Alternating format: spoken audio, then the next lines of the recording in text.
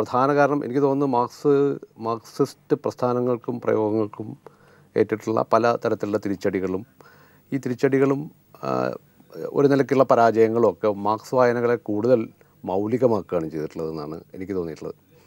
ഇത് ഒരുപക്ഷെ മാർക്സിൻ്റെ ചിന്തയിൽ നിന്ന് വീര്യം ഉൾക്കൊണ്ട പ്രസ്ഥാനങ്ങൾ വളരെ സജീവമായിട്ട് നിന്നിരുന്ന ഒരു വിജയ ആഹ്ലാദത്തിൻ്റെ ഒരു ഘട്ടത്തിലുള്ളതിനേക്കാൾ കൂടുതൽ സജീവമായിട്ട് മാർക്സ് പഠനങ്ങളും മാർക്സ് വിചിന്തനങ്ങളും മാർക്സ് വായനകളും ഇപ്പം നടക്കുന്നുണ്ട്. അപ്പോൾ അത് ലോകത്താകമാനം നടക്കുന്ന ഈ ഒരു പ്രക്രിയയുടെ ഭാഗമാണ് എന്ന് വേണമെങ്കിൽ പറയാം മലയാളത്തിലുള്ള ഈ ഒരു സംരംഭം.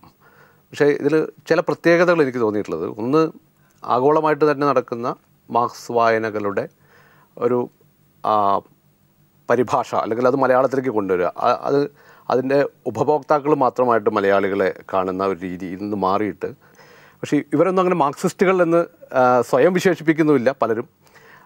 അവരെ മാർക്സിസ്റ്റുകളായിട്ട് കണക്കാക്കാൻ പല മാർക്സിസ്റ്റ് അല്ലെങ്കിൽ ഇടതുപക്ഷ പ്രസ്ഥാനങ്ങളും തയ്യാറാവുന്നുമില്ല. പക്ഷേ ഇവരുടെ ഒരു ചിന്തകൾക്ക് വലിയ പ്രസക്തിയുണ്ട്. അവർ മാർക്സിസത്തിന് പുറത്ത് കിടക്കുന്നുണ്ട് പല ഘട്ടങ്ങളിലും. ആ മാർക്സിസത്തിന് പുറത്ത് കിടക്കുക എന്നുള്ളത് ഒരുപക്ഷെ മാർക്സിസ്റ്റ് വിരുദ്ധമായിട്ടാണ് ചിത്രീകരിക്കപ്പെടുന്നത്.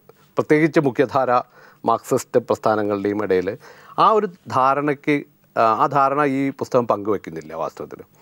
മാത്രമല്ല, രണ്ടാമത്തെ ഒരു കാര്യം എന്ന് പറയുന്നത്, മാർക്സ് ഒരു വ്യക്തിയുടെ പേരായിട്ടല്ല വാസ്തവത്തിൽ എടുക്കേണ്ടതെന്ന് ഞാൻ ഒരു മണ്ഡലത്തിൻ്റെ പേരാണ്, ഒരു ചിന്തയുടെ ഇപ്പോൾ ഫൂക്കോ ഒക്കെ പറയുന്ന പോലെ ചിന്തയുടെ ഒരു വൻകര കണ്ടെത്തിയ ആൾ എന്നാണ്. അപ്പോൾ അതിൽ മാർക്സിനോട് തന്നെ വിയോജിക്കാവുന്ന ആളുകൾക്കും അതിൽ സ്പേസ് ഉണ്ട് എന്നുള്ളതാണ്. അങ്ങനത്തെ ഒരു വലിയൊരു പ്രശ്ന മണ്ഡലമായിട്ട് മാർക്സിനെ എടുക്കുകയും അതിൻ്റെ ഉള്ളിലുള്ള വിയോജിപ്പുകളും യോജിപ്പുകളും അടങ്ങുന്ന ആ വലിയൊരു മണ്ഡലത്തെയാണ് ഈ പുസ്തകം ഒരു പക്ഷേ അഭിമുഖീകരിക്കുന്നത് എന്ന് വേണമെങ്കിൽ പറയാം. ഒരു മേഖലയിൽ മാത്രമല്ല, ഇത് എല്ലാ മേഖലകളിലും ഏതൊക്കെ മേഖലകളിൽ മാർക്സ് സ്പർശിക്കുന്നുണ്ടോ അവിടെ മുഴുവൻ നടന്നിട്ടുള്ള പുതിയ ചലനങ്ങളെ പരിചയപ്പെടുത്തുക എന്നുള്ള രീതി. അതുകൊണ്ട് അതിൻ്റെ രണ്ടാം ഭാഗം എന്നുള്ള രീതിയിൽ കാണുന്നത് ഒരർത്ഥത്തിൽ ശരിയാണ്, പക്ഷെ മറ്റൊരർത്ഥത്തിൽ അത് ശരിയാണെന്ന് തോന്നുന്നില്ല. ഇപ്പോൾ ലോകത്ത് നടക്കുന്ന മാർക്സിലേക്ക് പിന്തിരിഞ്ഞ് എല്ലാ മേഖലകളിലും ഉള്ള ധൈഷണികർ പോകുന്ന ഒരു അനുഭവം നമ്മൾ ആദ്യം പരാമർശിക്കുകയുണ്ടായി. ഈ അനുഭവത്തിൻ്റെ മുഴുവൻ ആകത്തുക മാർക്സാണ് ശരി എന്ന ഒരു വാക്യത്തിൽ അല്ലെങ്കിൽ അങ്ങനെ ഒരു ക്യാച്ച് വേർഡിൽ അടയാളപ്പെടുത്തുന്നുണ്ട്. ആ ഒരു കാഴ്ചപ്പാടിനോട് ഇപ്പോൾ ചിന്തയും പ്രയോഗവും തമ്മിൽ അങ്ങനെ വേർതിരിക്കാൻ കഴിയില്ല. കാരണം ചിന്ത ഒരു സാമൂഹ്യ പ്രയോഗമാണ്, ചിന്ത ഒരു ഭൗതിക പ്രയോഗമാണ്. ചിന്തിക്കുമ്പോൾ ലോകം മാറുന്നുണ്ട്, ചിന്തിക്കുമ്പോഴാണ് ലോകം മാറുന്നത് വാസ്തവത്തിൽ. കാരണം ചിന്തയിൽ നിന്നാണ് ലോകം എന്ന് നമ്മൾ വിളിക്കുന്ന ഈ ഒരു മൂല്യങ്ങളുടെയും അർത്ഥങ്ങളുടെയൊക്കെ വ്യവസ്ഥ മാറ്റുക എന്നുള്ളതാണ് ചിന്തയുടെ മൗലികമായിട്ടുള്ളൊരു ധർമ്മം എന്ന് പറയുന്നത്.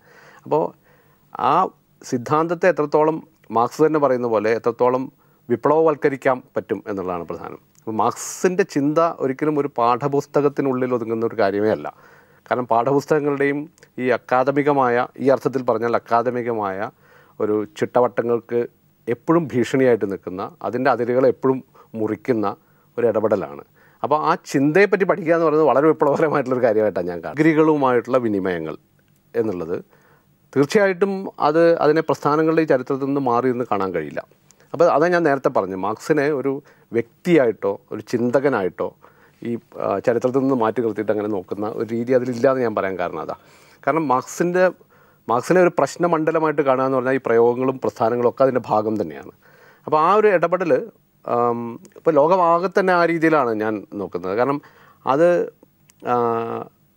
കൈകോർത്തുകൊണ്ട് തന്നെയാണ് നടക്കുന്നത്. ഇപ്പോൾ ഈ പ്രസ്ഥാനങ്ങൾക്ക് ഇപ്പോൾ ഗ്രാംഷിയുടെ നേതൃത്വത്തിലുണ്ടായിട്ടുള്ള ഗ്രാംഷിയുടെ ചിന്ത എങ്ങനെയാണ് അവിടുത്തെ രാഷ്ട്രീയ പ്രസ്ഥാനങ്ങളെയും ഒക്കെ സ്വാധീനിച്ചിട്ടുള്ളതെന്ന് നോക്കിയേക്കാറ്. ഈ ഐഡൻറ്റിറ്റി പൊളിറ്റിക്സിൻ്റെ വക്താക്കൾ തന്നെ ഐഡൻറ്റിറ്റി എന്നുള്ള ഒരു പ്രശ്നത്തെ കാണുന്നതിൽ വളരെ ആശയക്കുഴപ്പങ്ങളുണ്ട് എന്നെനിക്ക് തോന്നിയിട്ടുണ്ട്.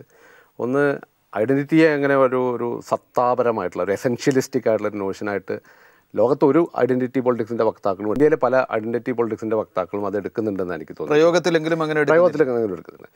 കാരണം ഐഡൻറ്റിറ്റി തന്നെ ഒരു സാമൂഹ്യമായ ഒരു നിർമ്മിതിയാണെന്നും അത് അങ്ങനെ സത്താപരമായിട്ട് എസെൻഷ്യലിസ്റ്റിക്കായിട്ട് കാണേണ്ട ഒരു കാര്യമല്ലെന്നും ഉള്ള ധാരണയിൽ നിന്നാണ് ഐഡൻറ്റിറ്റി പൊളിറ്റിക്സ് തന്നെ ലോകത്ത് മുഴുവൻ ഉണ്ടാകുന്നത്. ഇപ്പോൾ പ്രത്യേകിച്ച് ലാക്ലാവ്, മൊഫെ തുടങ്ങിയ ചില ഇടതുപക്ഷ ചിന്തകർ എന്ന് വിശേഷിപ്പിക്കാവുന്ന ആളുകളൊക്കെ ഐഡൻറ്റിറ്റി പൊളിറ്റിക്സിനെ കാണുന്ന അവരാണ് ആദ്യമായിട്ട് ഐഡൻറ്റിറ്റി പൊളിറ്റിക്സ് എന്നുള്ള ആശയത്തിന് ഒരു മാർക്സിസ്റ്റ് പിൻബലം കൊടുക്കുന്നത്.